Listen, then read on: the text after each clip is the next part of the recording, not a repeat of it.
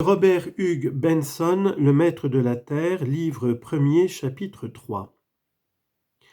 Olivier fut saisi d'une frayeur atroce lorsque sa mère, une demi-heure plus tard, accourut lui apprendre que l'un des grands aériens nationaux venait de tomber dans le square de la station de Brighton, juste au moment où le train de 14h30 venait d'y décharger ses voyageurs.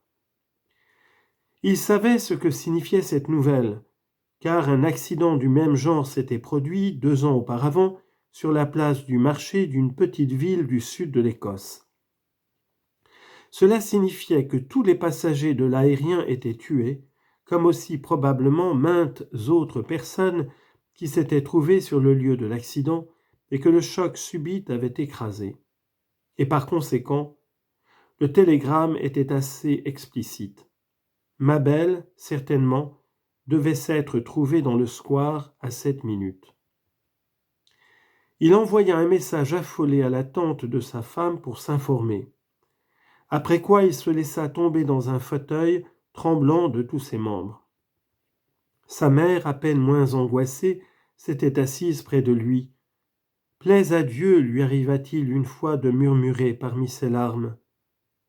Mais aussitôt elle s'arrêta toute confuse en voyant son fils se retourner vers elle. Le fait est que Dieu, ou son remplaçant le destin, s'était montré pitoyable. Moins d'un quart d'heure après, M. Philippe accourut tout rayonnant de bonheur, apporter la réponse rassurante de Brighton, et bientôt Mabel elle-même entra dans la chambre, très pâle, mais le sourire aux lèvres. « Ma chérie !» s'écria Olivier en s'élançant vers elle avec un profond sanglot. Elle n'avait que peu de choses à lui raconter. Aucune explication du désastre n'avait encore été publiée. On lui avait dit seulement que les ailes de l'aérien sur l'un des côtés avaient cessé de fonctionner. Du moins, elle décrivit ses propres impressions, l'ombre gigantesque qu'elle avait vue descendre du ciel, le sifflement lugubre de l'appareil et le bruit de la chute. Puis elle s'arrêta. « Eh bien, chérie, lui demanda Olivier, qui s'était assis tout contre elle et avait pris l'une de ses mains dans les siennes. « Figure-toi qu'il y avait un prêtre, là-bas, dit Mabel. Je l'avais d'ailleurs déjà vu auparavant à la descente de la gare. » Olivier eut un petit rire méprisant. « Et tout de suite, il s'est mis à genoux, reprit-elle, avec son crucifix dans la main, avant même l'arrivée des médecins.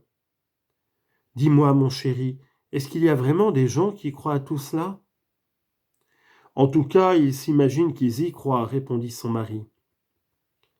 Toute la chose avait été si soudaine, et cependant tout de suite il était là, comme s'il était attendu à ce qui a eu lieu, comme s'il s'était attendu à ce qui a eu lieu. Mais enfin, Olivier, comment peut-on avoir de telles croyances ? Les hommes sont prêts à croire n'importe quoi pourvu qu'on les y accoutume d'assez bonne heure. Et cet homme avait l'air de croire aussi, je veux dire le mourant. J'ai vu ses yeux, Olivier. Mon chéri, qu'est-ce que tu dis, toi, aux gens quand ils vont mourir ? Ce que je leur dis ? Mais rien. Que veux-tu que je leur dise ? Au reste, je ne crois pas que j'ai encore vu mourir personne. Ni moi jusqu'à tout à l'heure, reprit la jeune femme avec un petit frisson. Les gens de l'euthanasie, d'ailleurs, sont vite arrivés et tout a été fini en quelques minutes. Olivier tendrement lui pressa la main. « Ça doit être affreux, ma chérie, tu en trembles encore. »« Non, mais écoute, vois-tu, si j'avais eu quelque chose à leur dire à ces mourants, j'aurais été heureuse de le leur dire aussi. Ils étaient à quelques pas de moi. Eh bien, j'ai cherché, mais j'ai vu que je ne savais rien, absolument rien qui pût les consoler. Je ne pouvais pourtant pas songer à leur parler de l'humanité. » « Ma chérie, tout cela est bien triste, mais au fond, cela n'a guère d'importance. Le mal est désormais accompli. » Et ces pauvres gens, c'est tout à fait fini ? Mais oui, sans doute. Mabel tint ses lèvres serrées un instant, puis elle soupira. Elle avait eu dans le train de retour une sorte de méditation très agitée. Elle savait parfaitement que ce n'était que ses nerfs qui se trouvaient en jeu, mais n'importe, elle ne parvenait point à les apaiser. Comme elle l'avait dit à son mari, c'était la première fois qu'elle voyait la mort. Et alors ce prêtre, reprit-elle, ce prêtre ne croit pas que tout soit fini ? Ma chérie, je vais te donner une idée des choses qu'il croit. Il croit que cet homme à qui il a montré le crucifix et sur lequel il a prononcé des formules, que cet homme est maintenant vivant quelque part, malgré l'anéantissement de son cerveau, quelque part, mais il ne sait pas où.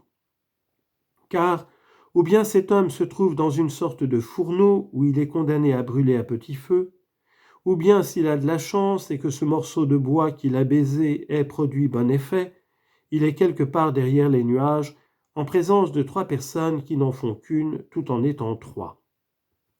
Et il croit qu'il y a dans cet endroit une foule d'autres personnes, notamment une certaine dame en bleu et un grand nombre d'hommes et de femmes en blanc, dont quelques-uns ont la tête sous le bras et qui tous tiennent des harpes et chantent sans arrêt, et trouvent cet exercice infiniment agréable.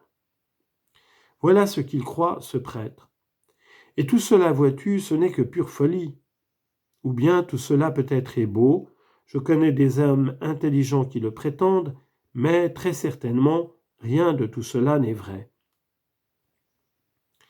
Ma belle eut un gentil sourire rassuré. Jamais elle n'avait entendu ces choses exprimées d'une façon aussi amusante.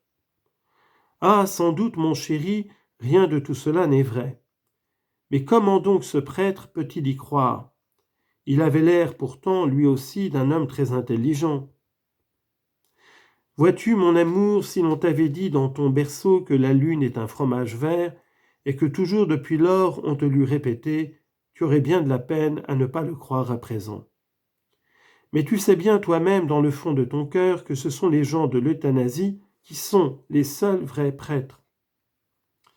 Ma belle eut un sourire de satisfaction, elle se releva. Olivier, tu n'as pas ton pareil pour rassurer et pour consoler. Mais maintenant, il faut que je remonte dans ma chambre, je suis encore toute secouée. Déjà parvenue près du seuil, elle s'arrêta et montra à son mari l'une de ses bottines.